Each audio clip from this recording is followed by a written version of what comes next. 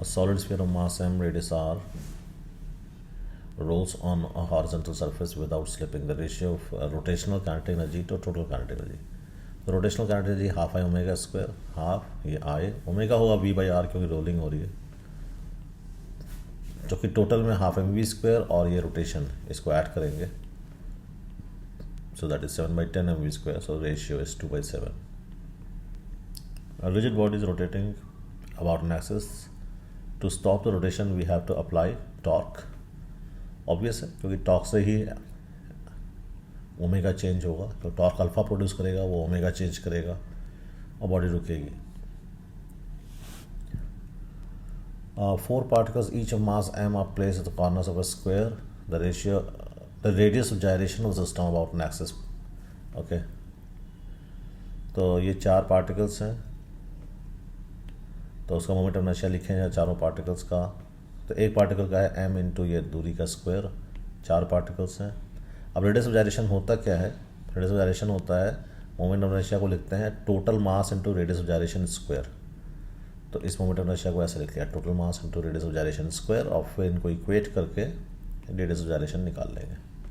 तो it is k equal to L/√2. Body of mass m is moving with constant velocity parallel to x-axis.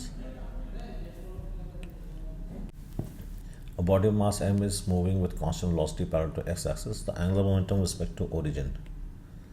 तो angular momentum होता है m v into perpendicular distance. तो v की line को बढ़ा के perpendicular distance से मल्टीप्लाई करेंगे. अब जब ये x-axis पे मूव करेगा तो perpendicular distance चेंज होगा ही नहीं. So angular momentum will remain constant. The moment of inertia of a rod mass m length L about an axis passing through one edge and perpendicular to its length. वैसे तो direct formula है mL²/3, चाहे parallel theorem से निकाल लो. इस axis के about निकालना है तो पहले सेंटर मास के अबाउट निकाल के फिर शिफ्टिंग कर लो. तो सेंटर मास के अबाउट प्लस शिफ्टिंग, तो पैरेलल थ्योरम से. This is rolling on inclined plane without slipping. What fraction of total energy will be in the form of rotational kinetic energy? तो rotational kinetic energy is half I omega square, omega को v/r लिख सकते हैं. Total kinetic energy is half M V square plus rotation, तो half M V square हो गया translation plus ये rotation, so that is 3/4 M V square. फिर ratio निकाल लेंगे. Angular momentum of body remains conserve if applied torque is 0. Direct है क्योंकि angular momentum होता है, एंगुलर मोमेंटम का रेट ऑफ चेंज होता है टॉर्क के बराबर, तो ये कांस्टेंट रहेगा अगर टॉर्क 0 हो. Circular disc is to be made by using iron and aluminium so that require maximum moment of inertia. तो maximum moment of inertia के लिए क्या होना चाहिए? भारी मास को एक्सिस से दूर रखना पड़ेगा. ठीक है, तो भारी मास कौन सा? आयरन. तो आयरन को तो एक्सिस से दूर रखो और हल्के मास को एक्सिस के पास रखो. तो iron is denser than aluminium. To acquire maximum moment of inertia greater mass should be farthest from the axis. इसीलिए एल्यूमिनियम को इंटीरियर में रखना पड़ेगा और आयरन को आउटर एक्सटीरियर में सराउंड करते हुए. If rotational kinetic energy is 50% of total kinetic energy then the body will be. तो rotational kinetic energy is translational kinetic energy given है क्वेश्चन में. तो ये half I omega square, omega को v/r लिख लिया, जैसे हाफ एम वी स्क्वायर. इससे आई निकाला तो आई की वैल्यू mr स्क्वायर आ गई जो कि रिंग की होती है. So it's a ring. A person is standing on the edge of a circular platform which is moving with constant angular speed about an axis passing through the center and perpendicular to the plane. Person is moving along any radius. अगर वो radius के along चलेगा तो क्या हुआ? तो आई घटने लगेगा जैसे जैसे सेंटर की तरफ आएगा वो, और फिर एंगुलर मोमेंटम तो कंजर्व है तो ओमेगा बढ़ेगा, फिर तो ओमेगा विल इंक्रीज. एक रिंग है जिसका मास और आर गिवन है, उसके एंगुलर स्पीड ओमेगा है. अब 4 ऑब्जेक्ट्स उस पर रख दिए गए तो नया ओमेगा निकालना है. एंगुलर मोमेंटम कंजर्व रहेगा, तो पहले कितना एंगुलर मोमेंटम है? आई ओमेगा, बाद में आई कितना हो गया? रिंग का आई प्लस चारों मासेस का I into omega dash. Okay, एक सॉलिड सिलेंडर इसका mass M, radius R, roll कर रहा है इंक्लाइन प्लेन पे, length L, height H. What is the speed when the cylinder reaches bottom? तो उसकी जो पोटेंशियल एनर्जी का लॉस है mgh, वो कन्वर्ट होगा kinetic energy half M V square plus half I omega square में, और ओमेगा को v/r लिख सकते हैं. तो इससे हमें v मिल जाएगा √4 gh/3. So that is second option. Ball rolls without slipping. The radius of gyration निकालना है. Axis passing through its center is k. Radius of the ball is r. Then find the fraction of total energy associated with rotational kinetic energy. So rotational kinetic energy is half आई को ले सकते हैं total mass into radius of gyration square, और ये omega है V by R. Total kinetic energy is half M V square plus ये जो rotation है उनको ऐड कर देंगे और फिर रेशियो निकाल लेंगे। So third option. The moment of inertia is in rotational motion is equivalent to, तो half M V square half I omega square के जैसा ही है, ये ट्रांसलेशन में होता है तो ये रोटेशन में होता है। तो मोमेंट ऑफ इनर्शिया इस मास की जगह आ रहा है तो it is equivalent to mass of linear motion. Two rods each of mass M and length L are joined at the centre to form a cross. तो मोमेंट ऑफ इनर्शिया क्रॉस, तो ये ऐसे क्रॉस बना हुआ है और हमें centre के अबाउट मोमेंट ऑफ इनर्शिया निकालना है। तो एम एल स्क्वायर बाई 12 एक रॉड का हुआ, एम एल स्क्वायर बाई 12 दूसरे रॉड का, हम दोनों ऐड कर दिया तो M L square by 6। Wheel has moment of inertia और वो इतनी स्पीड से घूम रहा है, कितने टॉर्क की ज़रूरत है जिससे कि 10 सेकेंड में रुक जाए। तो omega final is equal to omega initial minus alpha T, तो ओमेगा फाइनल 0, ओमेगा इनिशियल इस 20 के करस्पॉन्डिंग 20 इंटू 2 पाई से इसलिए मल्टीप्लाई किया जिससे कि रेवोल्यूशन रेडियंस में बदल जाए। Minus alpha is torque upon moment of inertia into T, तो दिस विल गिव टॉर्क। अब 10⁻² तो गिवन है ही है, तो 2 pi is the answer. Ratio of the radii of gyration of a circular disc about tangential axis in the plane of the disc and a circular ring with the same radius about a tangential axis is, तो एक तो disc है और एक ring है। तो disc में पहले इसके सेंटर से जाती हुई एक्सिस के about mr²/4 plus shifting mr², और इसका रेडियस ऑफ जाइरेशन निकालने के लिए टोटल मास इंटू k1² से मल्टीप्लाई कर दिया तो k1 इसका रेडियस ऑफ जाइरेशन आ गया। वैसे इसमें पहले एक्सिस सेंटर से जाए तो mr²/2 फिर शिफ्ट कर दो mr², तो फिर इसका रेडियस ऑफ जाइरेशन निकालने के लिए mass into k2², so k2 radius of gyration आ गया, और then we have to find k1 is to k2, that is a ratio. तो √5 to √6 आ रहा है, so that is second option.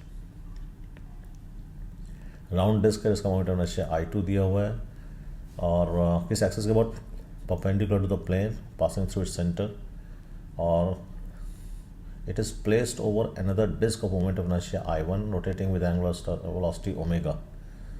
तो एंगुलर मोमेंटम कंजर्व होगा, तो कितना एंगुलर मोमेंटम पहले है I1 ओमेगा, बाद में कितना हो जाएगा I1 + I2 जब दोनों एक साथ घूमने लगेंगे, और नया omega dash.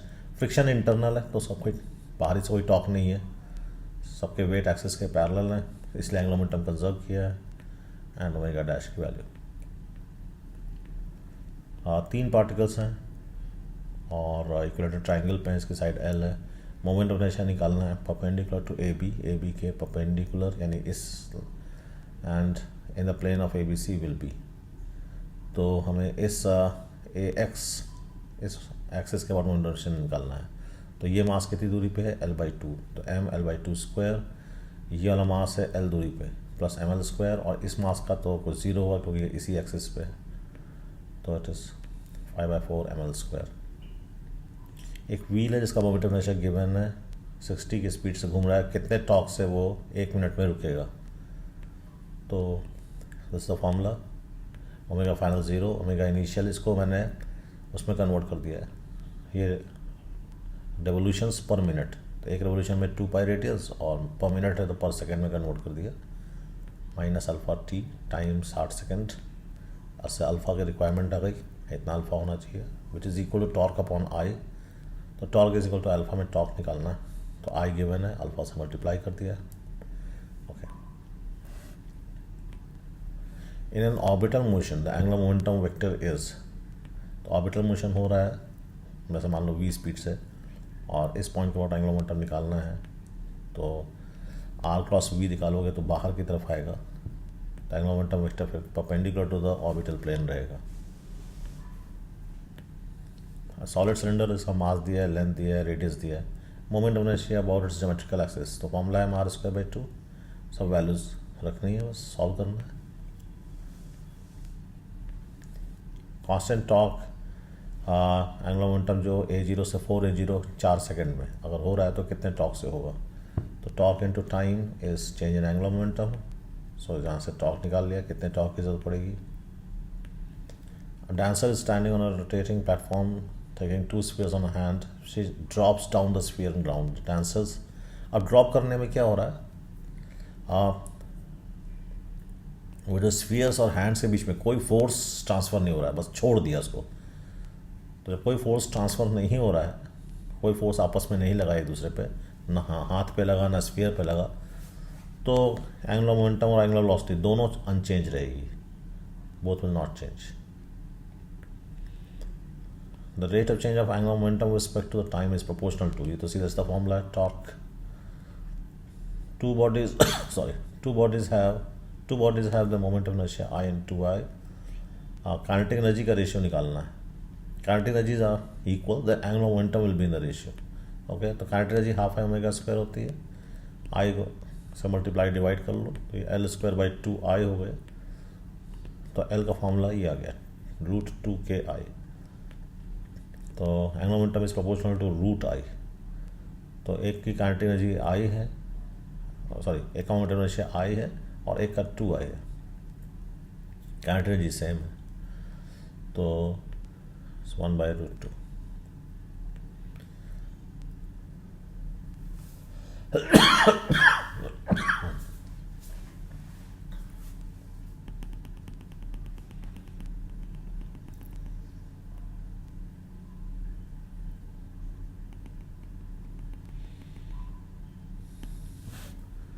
A horizontal platform is rotating with angular velocity around the vertical axis through its center.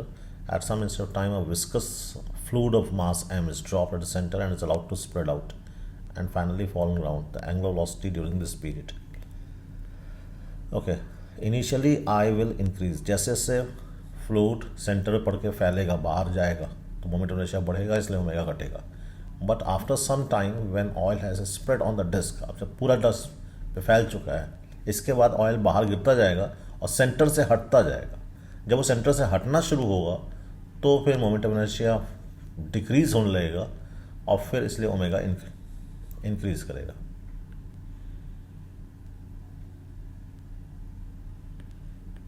ऐसे ऐसे पहले हमने ड्रॉप डाला, अब ये बढ़ेगा, ऐसे बढ़ेगा, तो इस दौरान तो मोमेंट ऑफ इनर्शिया बढ़ेगा और फिर आगे क्या होगा, फिर बाहर से ड्रॉप ये लिक्विड गिरता जाएगा और अंदर से खाली होता जाएगा, तो फिर से ये मोमेंट ऑफ इनर्शिया कम होने लगा।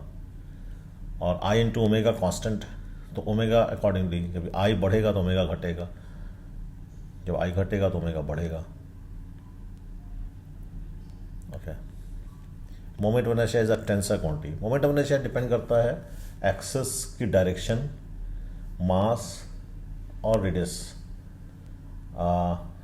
किस किस चीज़ पे डिपेंड करता है?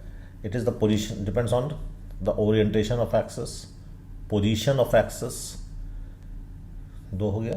ओरिएंटेशन मतलब उसकी डायरेक्शन कैसी है, पोजीशन कहाँ से पास हो रहा है, ये दो। इसके अलावा मास पे और रेडियस पे, मास के डिस्ट्रीब्यूशन पे। तो ये जब कोई भी क्वांटिटी जब दो से ज़्यादा चीज़ों पे डिपेंड करने लगे तो फिर वो टेंसर क्वांटिटी होती है। So it is a tensor quantity. इसको ऐसे याद कर लो।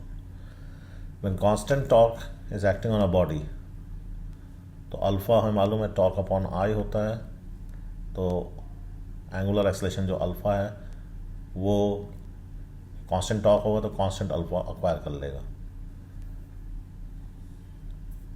Okay, the moment of inertia of a circular ring, radius mass दिया है, और an axis which passes through tangentially and perpendicular to the plane will be, तो ये एक्सिस है। तो पहले सेंटर बॉर्ड निकालो, फिर शिफ्ट कर लो, तो mr² plus m into shifting square, so it is 2mr²।